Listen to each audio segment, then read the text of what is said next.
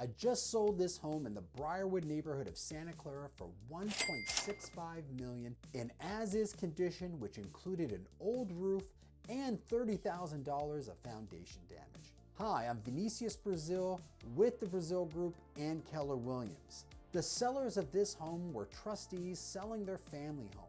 They contacted me for my Maximize Your Home Selling consultation, where I go over all the details about selling your home and all the options available. During the consultation, we reviewed all their options, including our Renovate Now and Pay Later program, where my team updates the home and sells it for top dollar, and all the costs are paid from escrow, as well as the as-is sale option, where we sell as is without any repairs.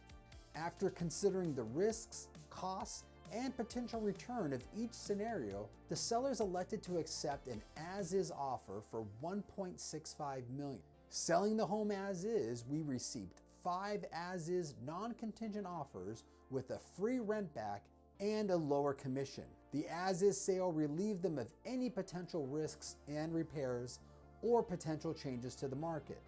As an active agent in your area, I'm happy to meet with you and go over all your options.